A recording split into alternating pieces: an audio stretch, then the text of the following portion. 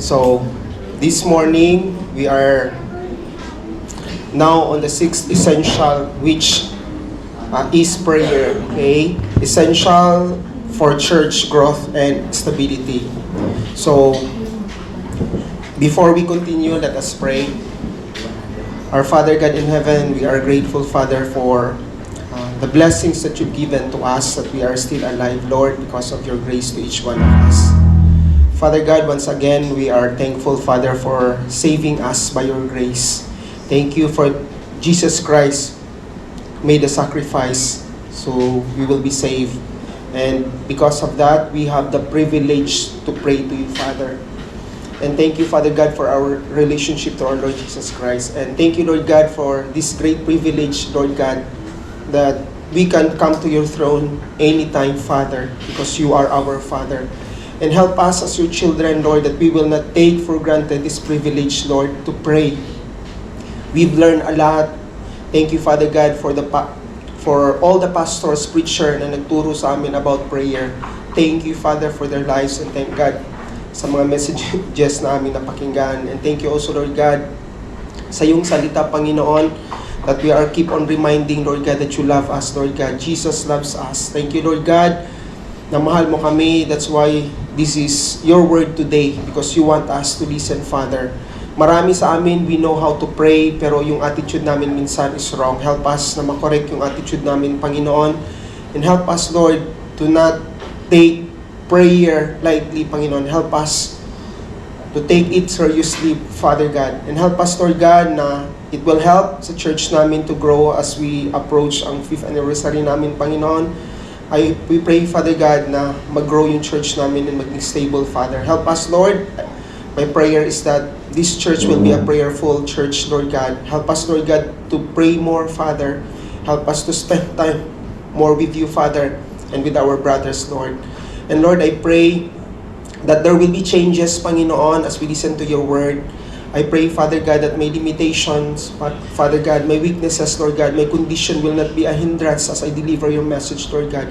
Fill me with your Spirit, Father. Empower me as I share your word, O God. I pray and thankful for the people who prayed for me. And also, Lord God, thank you, Lord God, sa mga nagtulong sa akin, Panginoon. I pray that you will bless them in return. Thank you, Father God, for our pastor and also my brother and sister in Christ. I pray, Father, as our Father, tulungan mo po kami, Panginoon. It's sometimes simple, Father, yung gagawin namin, Panginoon, but we take for granted, Lord, forgive us.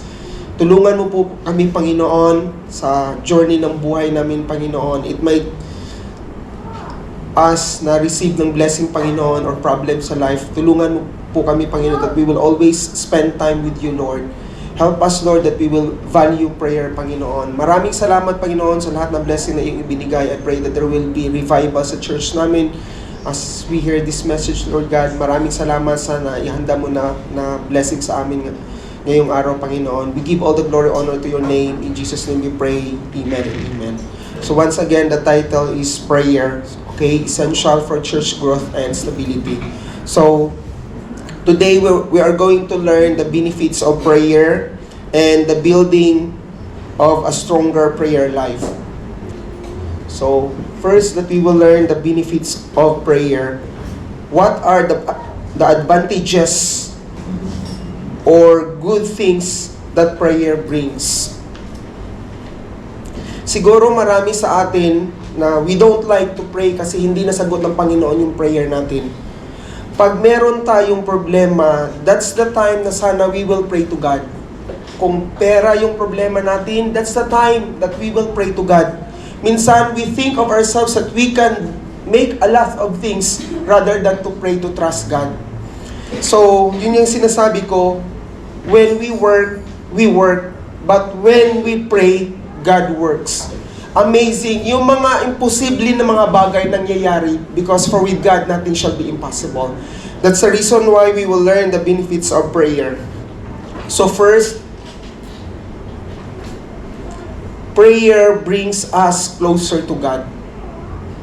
I know that marami sa atin na gusto natin, if we want to watch a concert, nasa harapan tayo, yung VIP, yung pinakamahal.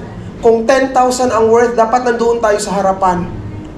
Pero we thank God that more than that, we can be closer to God when we pray. He is the King of Kings. Hindi lang siya ang lead vocalist sa buhay natin. He is the one who created us. He is our Father. Minsan parang ang liit lang ng tingin natin, prayer brings us closer to God. Parang yun lang pagkarinig natin. But it's a big thing if we will pray to God. That there are many things in our lives na parang ang dami na nating problema. Ang reason lang kasi hindi tayo nag-pray. Ang layo natin sa Panginoon. And thank God, ang sabi ng salita ng Panginoon, kanina binasa natin sa 1 Corinthians 1:9, God is faithful, by whom you were called into the fellowship of His Son, Jesus Christ our Lord. So this verse shows us that God's main call for us is to fellowship, koinonia, which means close fellowship with God, oneness and unity with Him. Yun yung gusto ng Panginoon, yung closeness natin sa Panginoon. We are called into fellowship with God. Pero we will just take for granted. Marami tayong desire sa buhay na sana mas malapit ako sana sa tao na yan, sa artista na kilala natin, sa businessman na sana para may marami akong matutunan. But we don't desire na maging closer sa Panginoon. So ang gusto ng Panginoon, ang desire ng Panginoon that we will be united with Him. We will be close with Him. Pero I don't know kung that's our desire. Kaya, na-allow ng Panginoon yung trial sa buhay natin para maging closer tayo sa Kanya. Kasi pag sabay-sabay yung buhay, I don't know, ang sarap ng buhay natin. I am not saying na vacation is wrong. Pero pag masarap yung buhay natin, marami tayong oras, we don't think of prayer and fasting. Less na lang yun sa buhay natin. Pag marami tayong oras, parang we think, how could I spend my time? Na yung ang saya ng buhay. But I hope na sana as God's desire us na mag-fellowship sa Kanya, yun dapat din yung desire natin. Hindi siya mahirap. Prayer. No? We will just spend time with Him. Pero hindi natin magawa. Kung gusto natin bumait, we will pray. Kung gusto nating yumaman sa buhay, we will pray. Kung gusto natin may peace that passeth all understanding, we will pray to God. Kung gusto natin maging holy sa buhay natin, we will pray. We will not be able to fight the battle in this life without prayer. Kahit sa workplace natin, mahihirapan tayo, the only thing na we will be able to conquer the world is by prayer. Kailangan natin maging closer sa Panginoon. Yes, we know na grabe yung ability natin. Ang galing natin kung mag-work. Ang galing natin sa diskarte sa buhay. But we need God. Always remember, we see that there's a lot of people, they prepared, they work, they did not spend time with God. Pero isang bagyo lang sa buhay, nawala ang lahat. That's why it is we are reminded anytime, kahit ang ganda na ng buhay natin, ang ganda na ng work natin, ang ganda, if we are away from God, no? Ang hirap ng buhay. Kaya, kailangan natin ng prayer so that we will be closer to God. Kasi yun yung gusto ng Panginoon. I hope na sana yun yung desire din natin sa buhay. So, prayer is communion. Kasi gusto ng Panginoon ng fellowship sa atin. Prayer is communion with God. This happen when we talk to God, express our hearts to God. So, kailangan natin i-express sa Panginoon kung ano yung nasa loob natin, and He reveals His heart to us. It's very important that we need to lean and be thankful to God. Panginoon, I hope that this is our desire, that we will talk to God as long as we live. Habang may buhay, we will take closer to God in prayer. We need to express. Gusto ng Panginoon that we will be expressive. We express sa Panginoon yung kung ano yung nasa loob natin. And He reveals His heart. Ipapakita ng Panginoon kung ano yung kalooban niya, yung puso niya. And this is communication between Heavenly Father and His children. Ang sarap that we can call Him Father. Yung guide ng prayer is that we called Him Heavenly Father. If we don't have relationship with God, ang hirap mo sundin yung guide ng prayer. Kaya this is very important for all of us that we have relationship with our Father in heaven so that we have the right to use that address our Heavenly Father. Kaya kung ikaw ngayon nandito at hindi ka paligtas, you need to accept Christ as your personal Savior. Siguro narinig mo na sa Pilipinas na we will pray like this. Pero yung wala kang relasyon, you just memorize the prayer. Ito kasi yung pattern. Pero hindi mo talaga sinasa puso yung prayer. So, we thank God that we can communicate sa ating Heavenly Father. So, this prayer is not only communication where we tell God what we want, but the goal is to commune, which leads to intimacy. Ang gusto ng Panginoon kasi that we will be united with Him. Close relationship ang gusto ng Panginoon. No? Hindi malayo. Kaya, prayer brings us closer to God. So, hindi lang that we will thank Him, but we will also trust Him. Trust in Him at all times.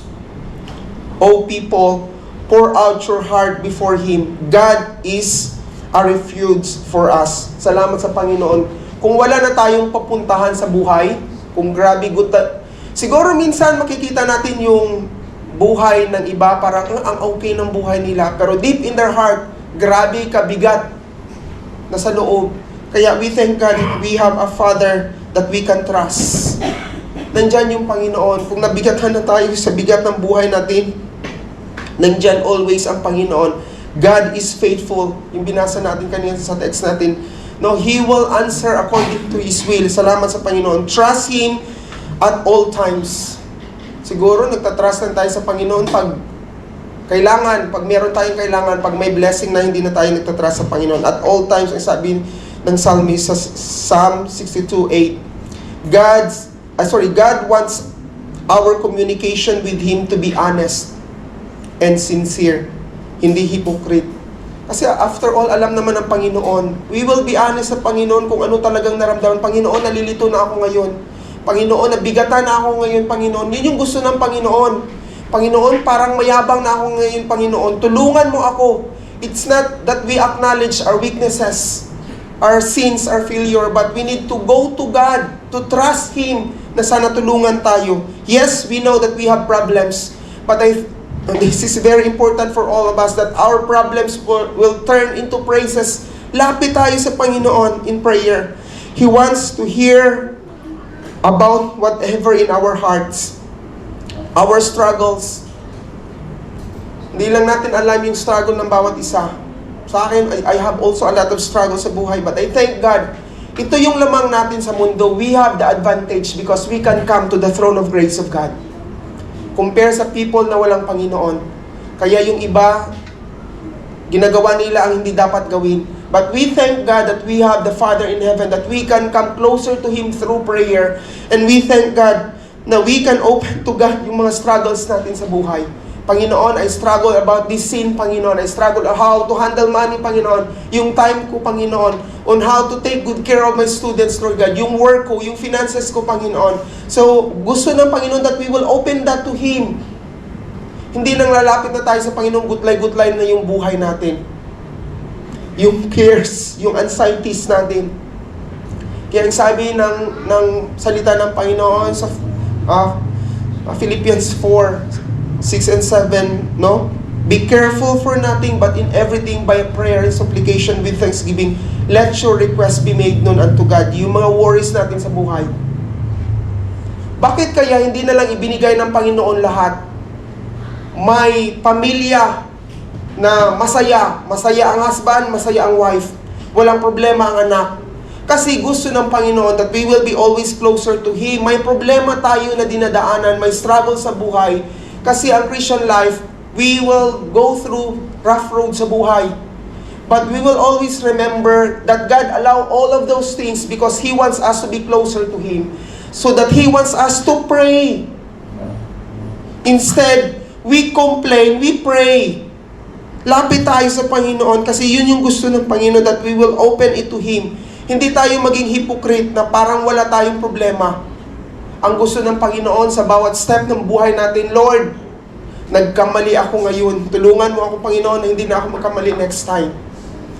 Mali yung nagawa ko ngayon, Panginoon. Mali yung naisabi ko, Panginoon. Mali yung reaction ko ngayon.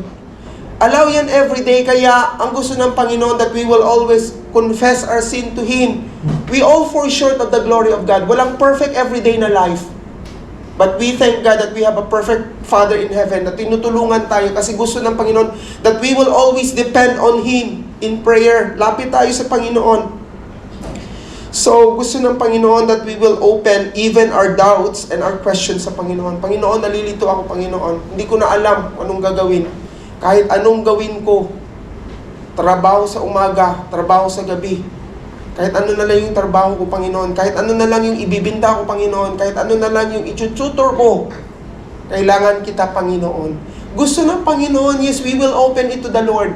Minsan siguro, shallow lang yung prayer natin, parang sarap ng buhay, nandito ako sa country, so I want to go. It's not wrong.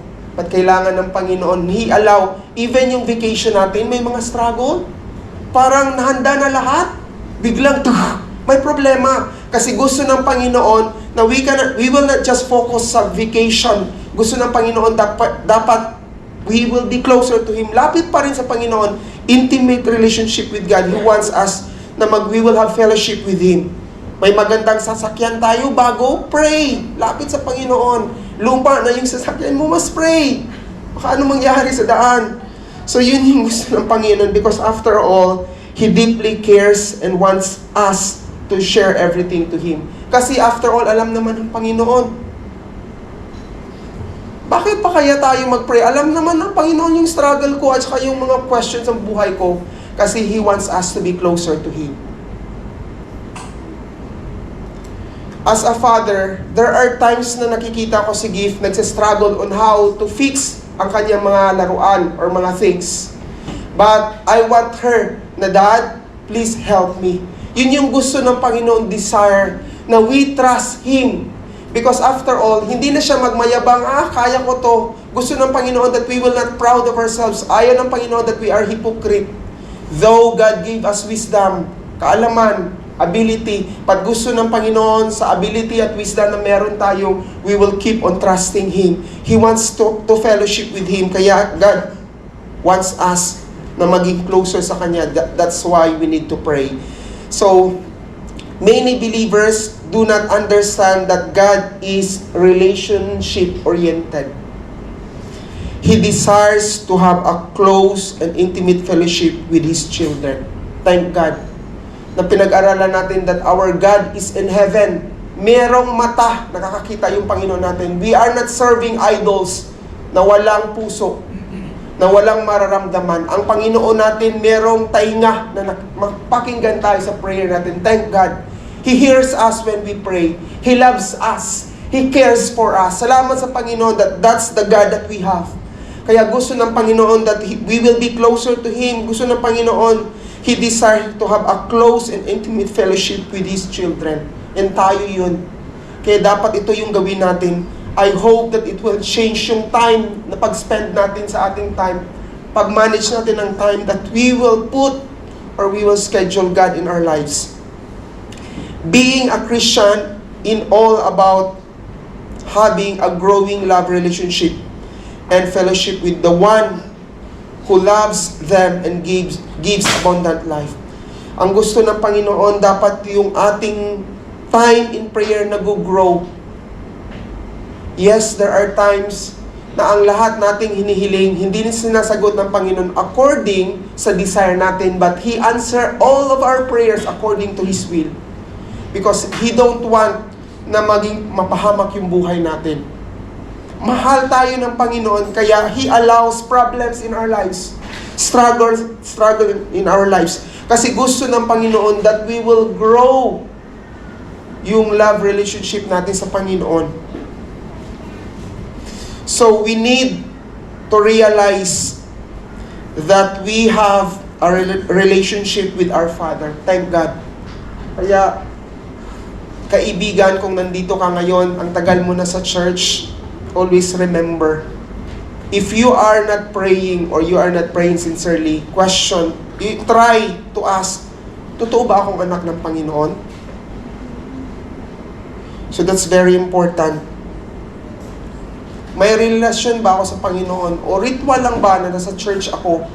Or nag-a-attend lang ako ng prayer meeting pero hindi ako masaya? Ang gusto ng Panginoon, that prayer will be a delight. Hindi lang siya duty na we will pray kasi prayer meeting or we will pray kasi prayer yung topic namin ngayon. Ang gusto ng Panginoon that we enjoy ang prayer life natin. The more tumatagal dapat tayo sa Panginoon, the more. Ito lang yung basis kasi na we will grow when yung prayer life natin nag-grow din as we grow closer sa Panginoon, nag-grow as a Christian. As a mature Christian, dapat hindi yung ang tagal na natin sa church. Always I said to you, it's not how long you are in the church, how long you will say to your mouth that I accepted Christ. But ang pinaka-importante sa buhay is how close we are in God. So dapat the more na tumatagal tayo ng Kristiyano, dapat nagiging maganda yung prayer life natin. I don't say na walang problema kasi God allows those problem para ma-remind na naman tayo.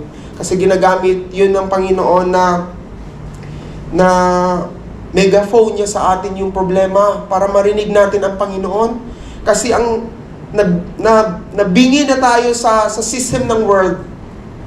Parang wow, ang sarap ng buhay nila. Kino-compare natin yung buhay nila sa buhay natin. Wala silang Panginoon. They can enjoy what they want. They will do what they want. Temporary lang yan. Ang sinasabi ng salita ng Panginoon, temporary.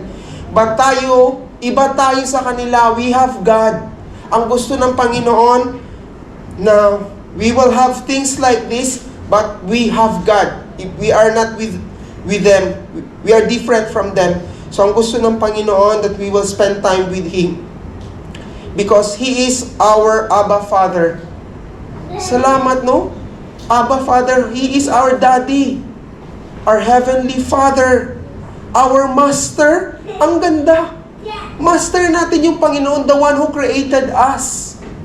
Kung grabe yung paggalang natin sa boss natin sa school, sa mga director ng school natin, sa may-ari ng school, dapat grabe ang paggalang natin sa ating Panginoon na ating Master. We spend time with them. I know that meron ditong mga matataas na posisyon. Bago mag-umpisa ang trabaho, we will ask sa boss natin kung anong dapat gawin. Pero tayo na mga Kristiyano, our boss, our master is God. Minsan we do what we want. We don't pray. We don't ask God kung anong dapat natin gawin all throughout the day.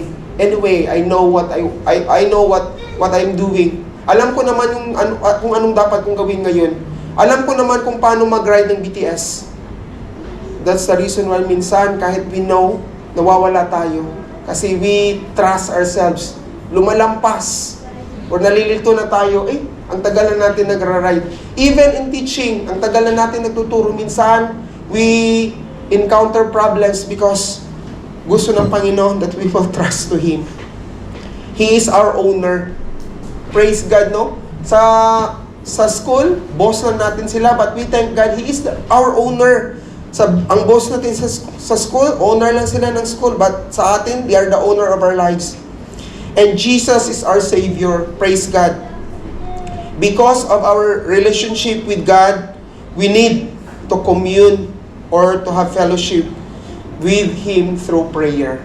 Kaya hindi natin sayangin yung privilege natin na maging closer sa Panginoon. Pray. We need to spend time with God.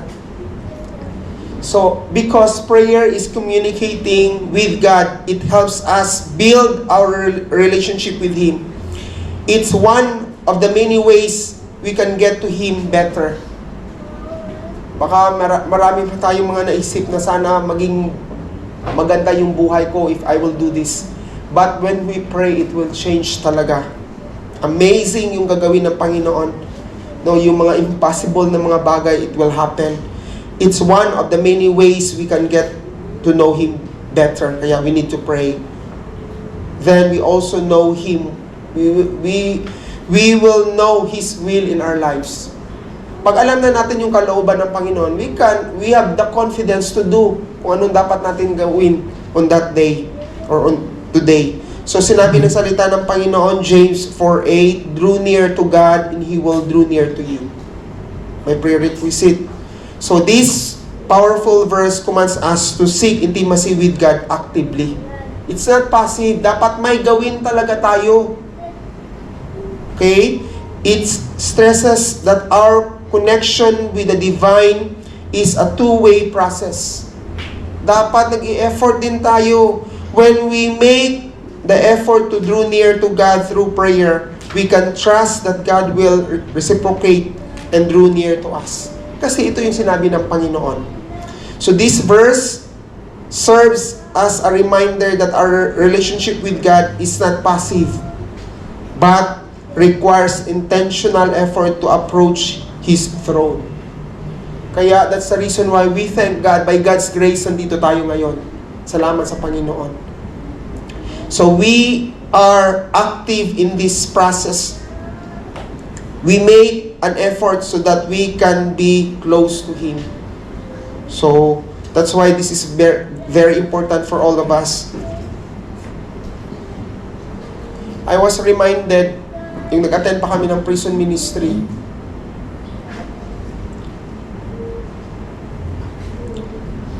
na-bless ako sa isang prisoner that he said to me that I spend more time in God in prayer because I'm here in this place. Nasa prison, nasa jail siya. And tayo that we have the freedom, we just take for granted the privilege to come closer to God in prayer.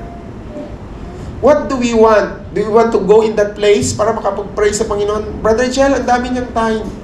It's not about time, it's our desire to be closer to God. Lahat naman tayo may 24 hours. It just happened na nandoon sila sa loob. Minsan, we just take for granted ang blessing ng Panginoon sa atin. He said to me, I spend more time in reading the Word of God. Kasi nandoon sila. Tayo parang we take for granted. We do what we want. And then we just take for granted ang privilege. We thank God. Ito dapat ang ating gamitin na advantage because we can come to the throne of God 24 hours.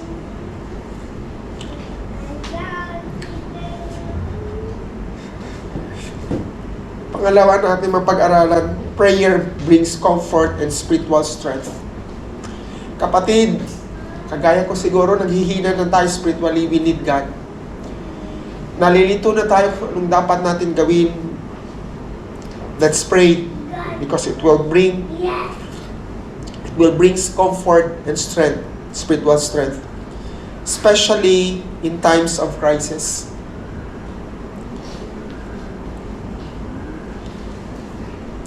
So, sabi ng salita ng Panginoon sa James 5:13, "Is anyone among you in trouble? Let them pray." Salamat sa salita ng Panginoon. If we have problem in life, in our lives, dapat ang ating response is not to complain. It's not to murmur. Instead, to pray or praise God. Even though we don't understand ang mga situation na nangyayari sa buhay natin. Pag may mga kalamidad na nangyayari sa buhay natin, siguro, it happens sa Pilipinas yung bagyo. Pero sa puso natin may bagyo din. Kaya sa buhay natin may bagyo tayong mga na-experience. Kaya we need God, we need to pray to God. Because God will comfort and give us strength spiritually. So James is writing this epistle to the church who were scattered abroad because of severe persecution. Hindi pa nga natin yan naranasan. Resulting in tremendous trials, sufferings, and temptations. Grabe yung nadaanan nila. We thank God, chill lang yung mga nadaanan natin. Prayer is the heart of the Christian life. Kaya let's pray. When things are distressing, we depend on a divine resource. And the access is through prayer. Thank God, hindi mahirap. We go to God in prayer. In times when we don't know what to do, nakukonfuse tayo. Hindi na natin alam kung anong gagawin. Broken-hearted. Siguro, iniwanan ni Kulukoy. Naloko ni Kulukoy. So, dismayed. Grabe na yung trabaho. Parang wala pa rin nagbabago. Ito pa rin yung nangyayari sa buhay ko. Frustrated. So, discouraged. We can find comfort in God when we pray. Salamat sa Panginoon. He will give us peace that passeth all understanding. The problem will not go away. Nandyan pa rin. But salamat sa Panginoon that there's peace. Sa Panginoon, He will comfort us. Hindi natin mabili yung comfort, no? Sa Panginoon. Yung peace, hindi natin mabili. Kaya thank God that prayer brings comfort and spiritual strength. So, when Jonah was in deep trouble, Jonah prayed in Jonah chapter 2 verse 7, when my life was ebbing away, I remembered you, Lord, and my prayer rose to you, to your holy temple. God, in His wonderful grace, delivered that prophet, si Jonah. Because of his disobedience, he suffered inside the belly of the fish. But he called upon God, and God heard him. So, it might nasa mababa tayo na posisyon ngayon dahil sa problema or kasalanan na atin nagawa. But still, I said to you that God loves us, that God hears our prayers, that God cares for us. So, we are familiar with the lines that says, so what a friend we have in Jesus. Oh, what a peace we often forfeit. Sana may peace na tayo. Oh, what needless pain we bear. All because we do not carry everything to God in prayer. Sana, kaya kailangan talaga natin manalig sa Panginoon, mag-pray. Oftentimes, we do not experience God's comfort and peace. And we have so many troubles because we do not pray.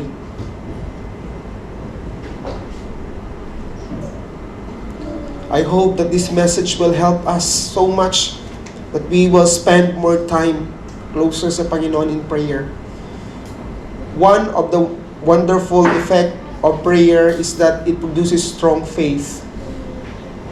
We know that faith, yung mga bagay na hindi natin nakita, yun yung gagawin ng Panginoon.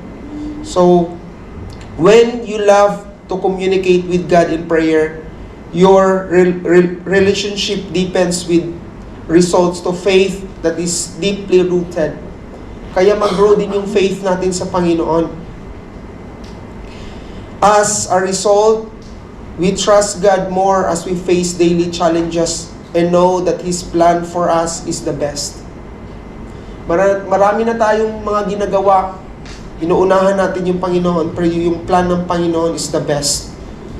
So, lumalalim at tumitibay ang ating faith, ang ating paniniwala sa Panginoon.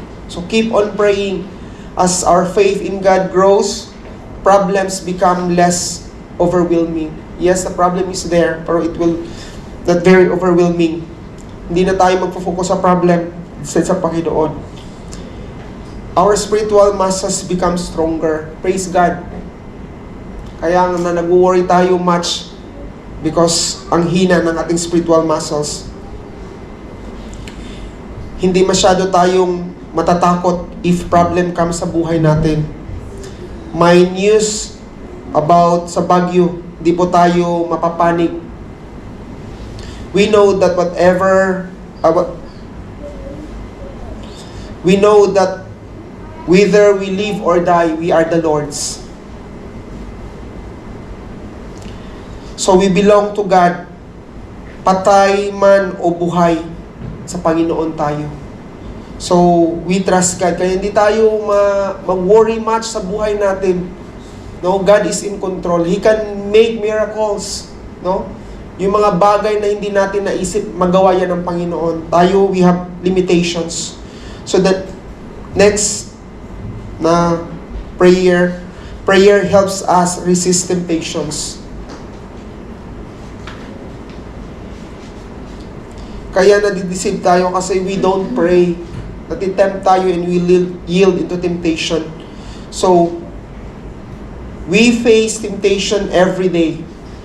Wala namang hindi na kahit sa pagdadrive nga papunta dito, papunta na ng church. We are all tempted to sin against God at home. Sa mga anak natin or sa partner natin, no? In our workplace, lalo na sa mga estudyante natin, in many other situations. Hindi po natin yan maiiwasan na may mga temptation sa buhay natin. Even Jesus experienced temptation. We will always remember when we talk about prayer, Jesus is our ultimate model talaga when we talk about prayer. Si Jesus nga, He experienced temptation. He is a prayerful person when He is here in earth.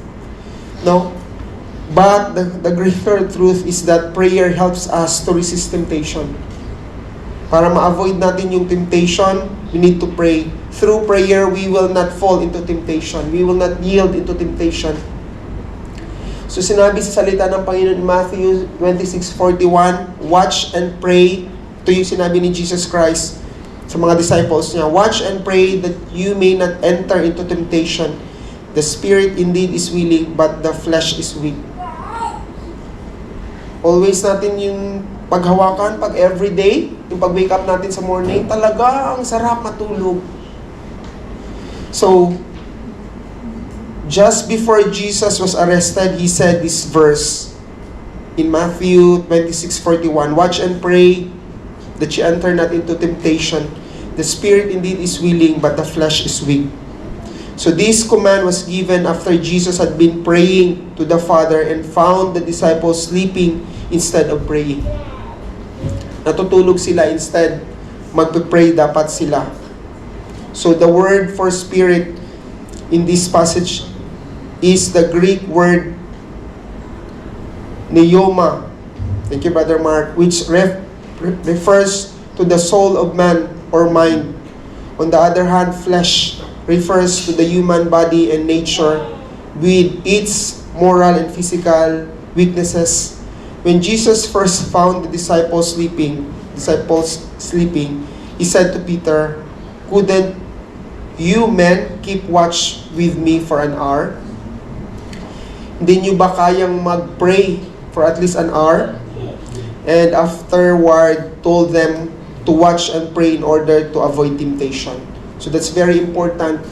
Na we are tempted na gumawa ng ganito na kasalanan because we don't pray. So, we know yung mga temptation kung saan tayo na-tempt. We can all relate to the story of the disciples in the Garden of Gethsemane. We can so easily be distracted from prayer. Even when the spirit is willing to do whatever God asks, the flesh remains weak. So many times, natutulog tayo, instead mag-pray tayo, or we started praying, pero dahil pagod yung katawan natin, dahil sa busy na work, ay nakatulog na tayo. So, kung nagawa man natin yun, we repent, and gawin natin ang dapat natin gawin. Even when the Spirit is willing to do whatever God asks, the flesh remains weak. The solution is just as Jesus said, watch and pray. So Jesus will answer the prayer for victory to overcome the flesh and temptations. When we feel the weakness of the flesh about to overpower us, we can always watch, be alert, and pray. So the solution to temptation, watch and pray. So, kaya we will always lapit talaga tayo sa Panginoon. Yun yung kakaibahan natin sa mga unbeliever. They trust in their capacity or ability. But tayo ng mga Christians, we trust sa power ng Panginoon sa buhay natin. So, ang panglima po related sa pangatlo. So, prayer is a weapon against the forces of darkness. Akala lang natin sabay-sabay yung buhay natin Kristiyano, may kalaban tayo.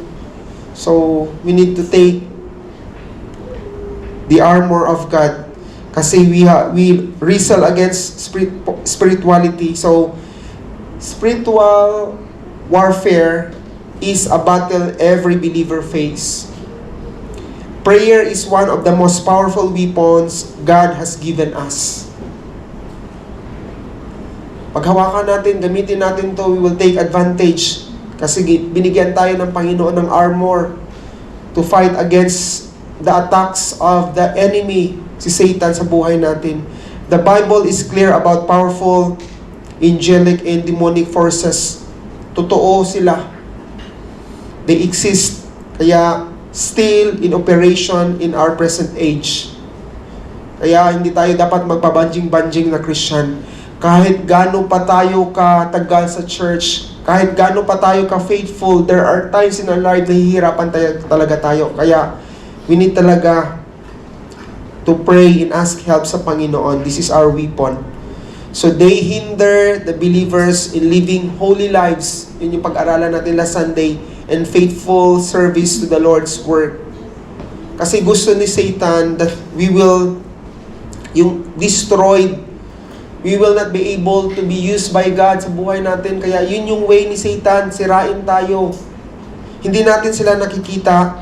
Kaya we will completely trust God in prayer.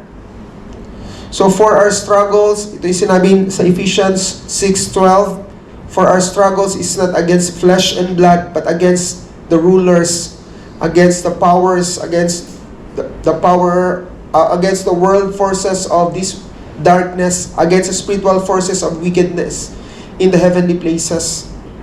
Dahil hindi natin sila nakikita, yung ating mga spiritual enemies, the weapon is prayer. Let's pray to God, natulungan tayo ng Panginoon. So, medyo mahaba to. Ephesians 6, Paul, ito, ang source nito, how prayer activates the armor of God. So, Ephesians 6, Paul enumerated the armor of God, describing each piece believers must put on.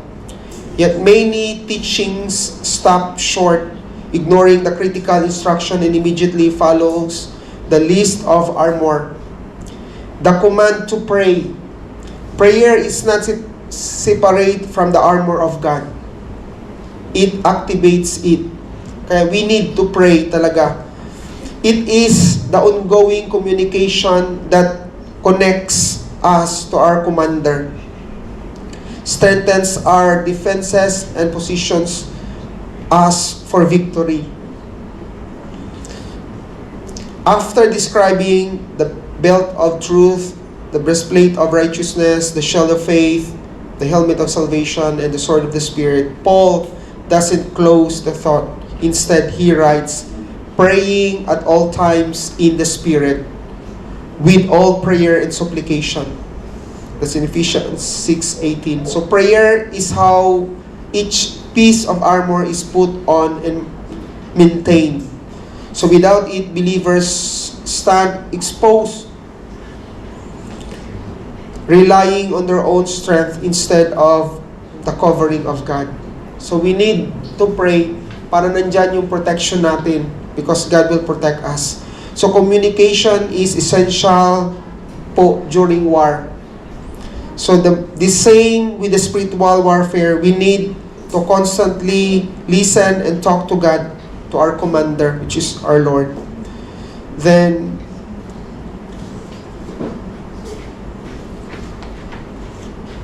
for the principle that we will learn here is that the benefits of prayer in our lives are invaluable blessings that we as Christians must not neglect or take for granted. Ang daming mga blessing na forfeited when we do not pray. So, we've learned that prayer brings us closer to God. And it brings comfort and spiritual strength. And it helps us resist temptation. And it is a weapon against the forces of darkness. So for our application, since we know the benefits of prayer, we must be motivated and determined to pray more. So dahil alam na natin yung mga mangyayari, the positive result and blessings when we pray, then we should pray more. Sana yun yung desire natin. So, yung pangalawa na ating pag-aaralan, the building of a stronger prayer life. napag-aralan na natin yung benefits of prayer. Now, we will study the building of a stronger prayer life. Let's desire this. Let us not be with our present prayer life. We should not be contented na ito na lang, pray lang pag kailangan, mag-pray lang pag mautusan ni pastor, mag-pray lang pag walang plan sa buhay, walang time sa Panginoon. So this is very important that we will build a stronger prayer life.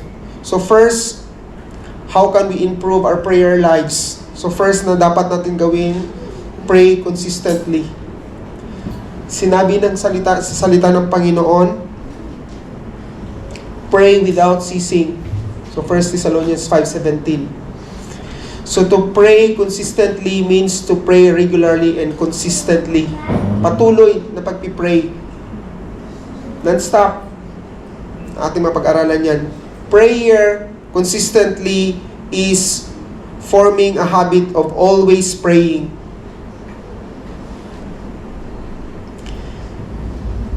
With or without problems. Lalapit lang tayo sa Panginoon in prayer pag may problema kasi. So kahit may problema o wala, lapit tayo sa Panginoon. Hindi as the need rises lang. Pag may kailangan, pray. Pag wala, it's okay. It requires setting aside time to pray daily without distraction and ensuring that it becomes a routine and part of our daily or part of our lives. So this is scheduled prayer. Dapat may oras talaga tayo sa Panginoon. We will always remember kung bakit marami tayong nagagawa sa school kasi may schedule siya. Siguro binigyan tayo ng 8 hours pagdating natin sa school. First hour, dapat ito yung gawin mo, dapat ito yung gawin. Dapat sa ating buhay din may schedule tayo, prayer schedule sa buhay natin. Kaya para hindi masayang yung oras natin. So that's very important. Throughout the day, we also need to talk to God spontaneously. So any time of the day, even you are preaching or driving or teaching, you can pray to God. You can whisper a prayer to God. He's always there to listen to us. So, spontaneous anytime. So, kahit anong oras, pag naisip mo na kailangan ko ng Panginoon, kailangan talaga natin every time ang Panginoon. Pray. Masaya ako ngayon, Panginoon. Panginoon, nag-worry ako ngayon. Hindi ko na alam ang gagawin. Ang gulo-gulo ng klase ko ngayon. Pray. So, we have scheduled prayer and also spontaneous prayer. Any time of the day, we will pray. So, sinabi nga, prayer is the oxygen of our soul. So, pray consistently. Prayer is the natural thing for a Christian. It is Christians' vital breath. The reason why some Christians feel so fatigued and defeated is that they are holding their breath spiritually when they should be opening their hearts to God to accept the atmosphere all about them. His divine presence. Kailangan kaya we will spend time with God. The one who is not faithful in prayer constantly struggles against his own spiritual nature. Kasi natural sa Christian ang mag-pray.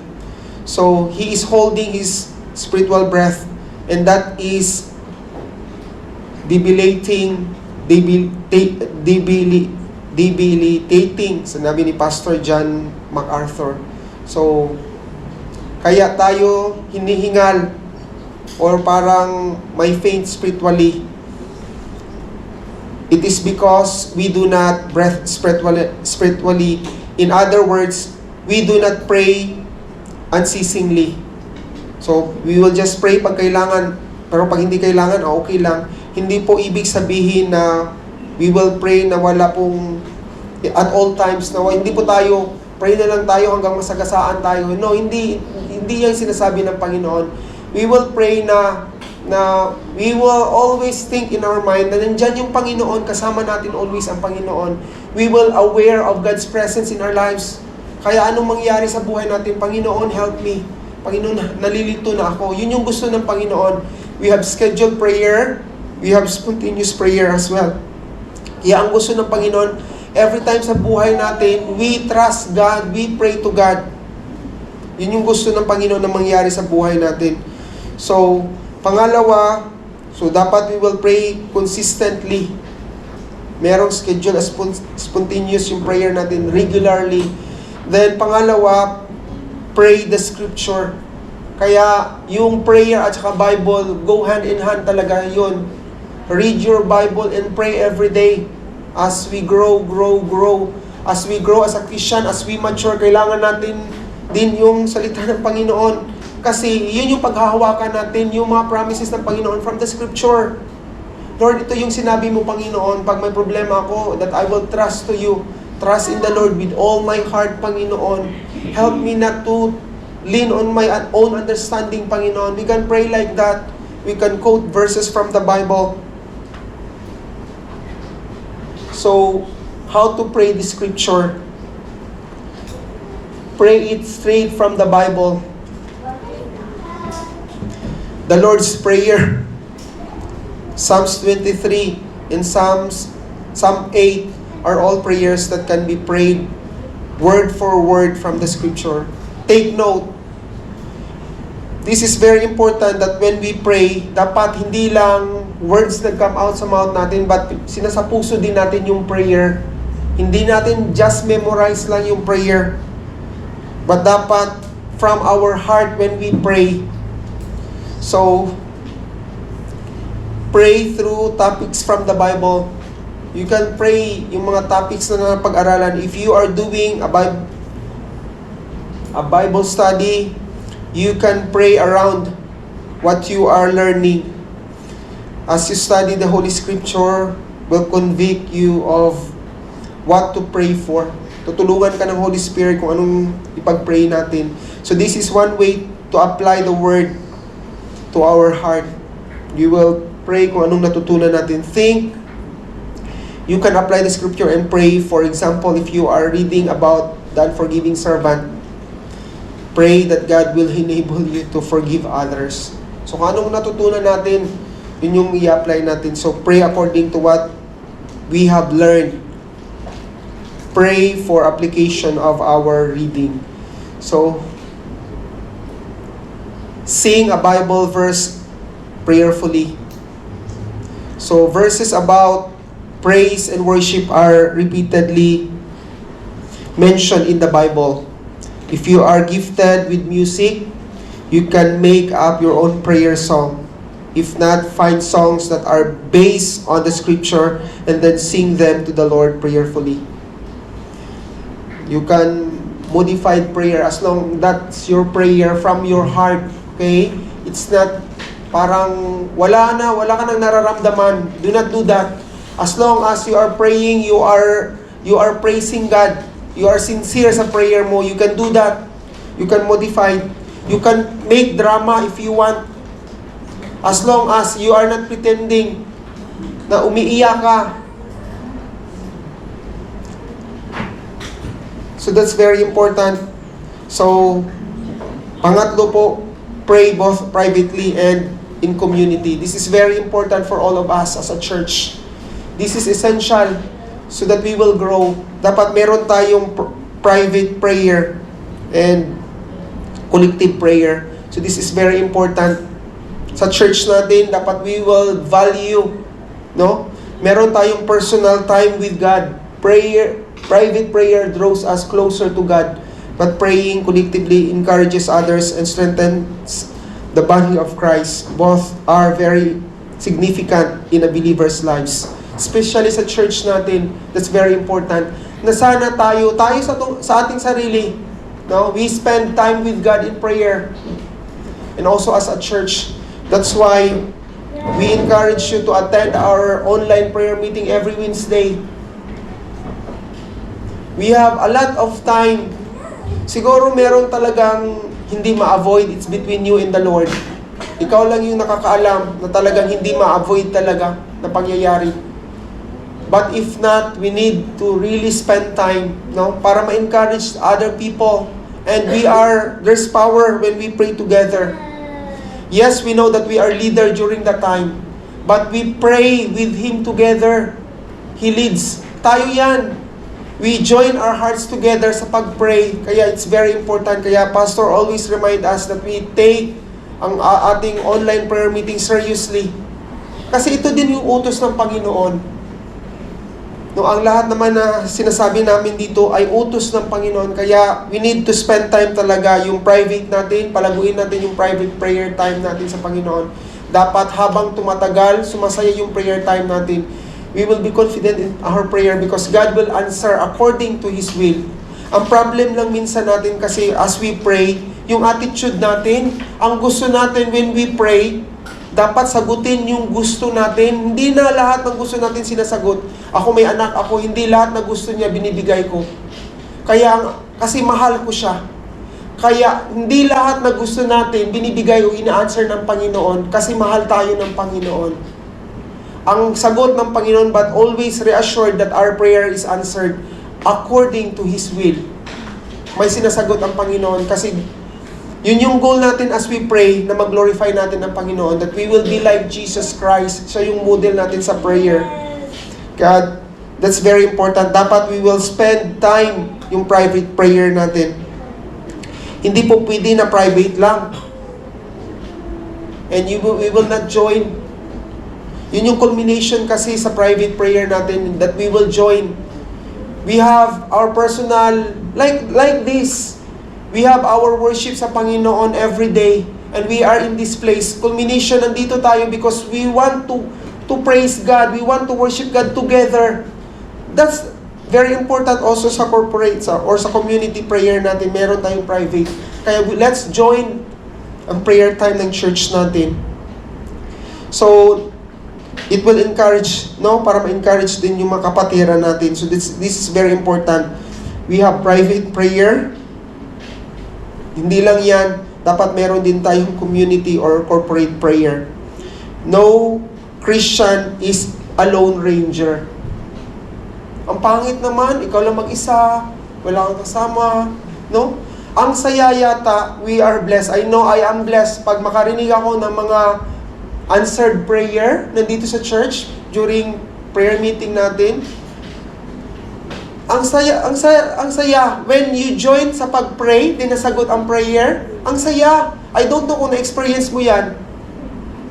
Kaya this is very important, ma-encourage tayo. Kaya, we are not lone ranger. Hindi din po pwede na community prayer. Kaya we have also our personal prayer or private prayer. That's very important, yung dalawa. We spend time na tayo lang at we spend time together with other Christians. We'll always put in our mind that Jesus Christ is our ultimate example when we talk about prayer. Ang life ni Jesus Christ, He prayed alone. We read that many times. We've learned that na siya lang mag-isa. Naiwanan yung mga disciple. And also, He prayed together with them. So that's very important, yung community prayer. So, Jesus emphasized the importance of prayer, private prayer in Matthew 6:6. That says, but when you pray, go into your room and shut the door and pray for your Father who is in secret. And your Father who sees in secret will reward you. So, tinuruan po tayo ni Jesus Christ. We need to follow this teaching and it's a command also for us.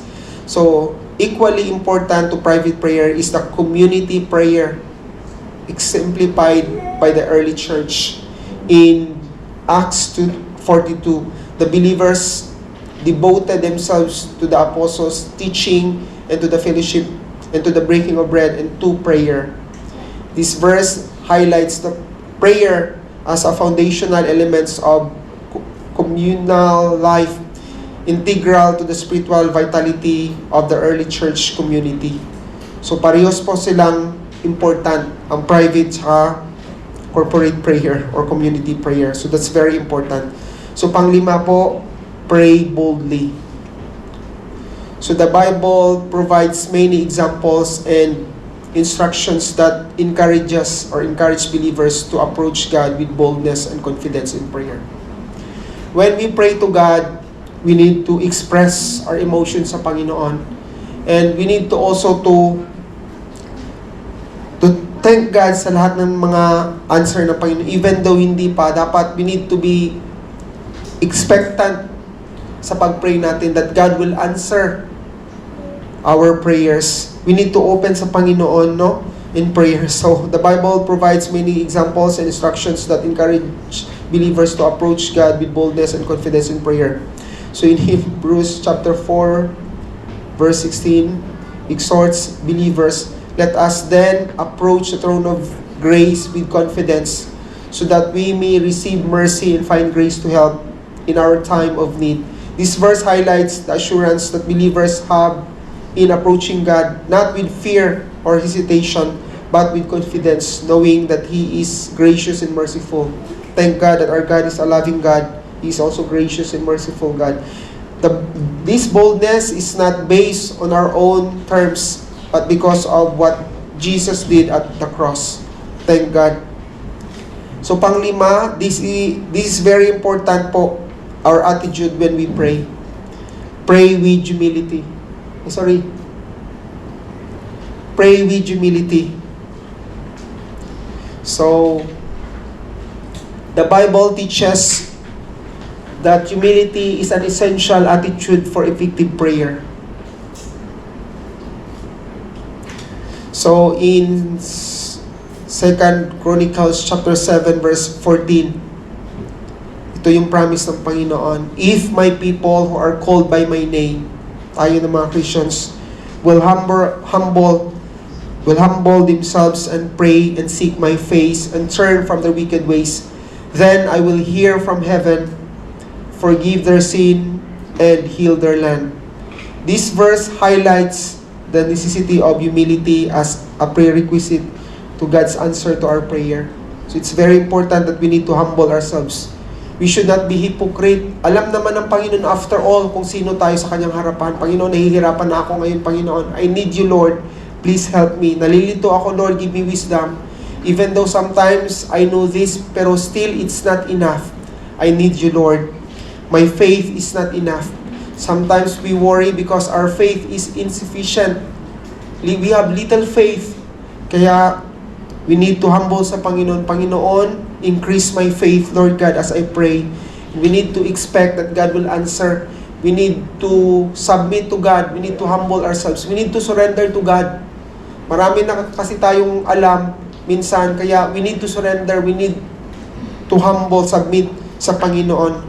So this is very important that we need to recognize our dependence on His grace and mercy. Huwag po tayong maging mayabang or feeling entitled sa Panginoon na God will give everything that we want. So we will completely submit sa Panginoon. So the principle that we will learn here, believers must seek to follow the ways to make their prayer lives better. So as children of God, we need to pray. So this is our application. We need to pray consistently.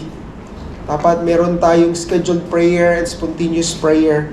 Pray from the scriptures. That's why we need also to spend time sa pagbasa ng salita. We will be saturated with the Word of God so that we can claim the promises of God.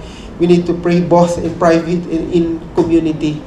That's why we need to also join ang prayer meeting online natin. And we will also have fellowship during afternoon time dito sa church. It's very important sa spiritual life natin, no? Na maging stronger yung prayer life natin. We need to also to pray boldly sa Panginoon. After all, alam naman ng Panginoon, we will not be hypocrite. We need to humble ourselves. And then last, we need to humble ourselves sa Panginoon. So for our conclusion,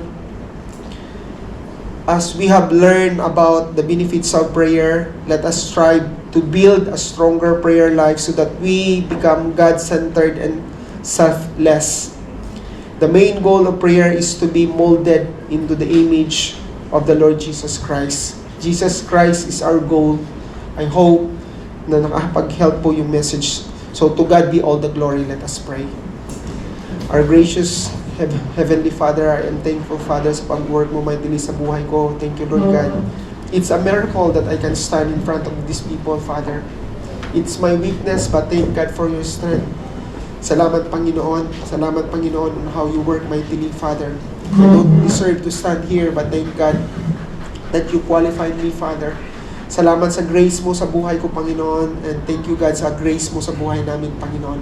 I pray, Father God, that the message, Panginoon, will not be void, Panginoon. I pray that we will find a lodging place in our hearts, O God.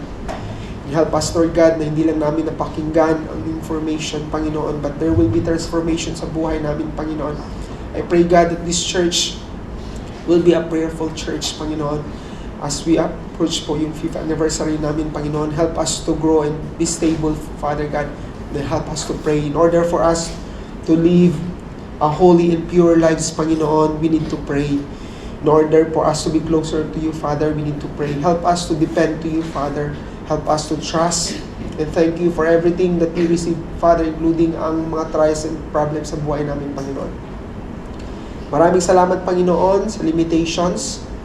I praise you and glorify you, Lord God, because you are the one who is working sa akin at this church, Panginoon. Binibalik ko po yung papuri at pasasalamat sa matamis na pangalan ni Jesus Christ. Amen.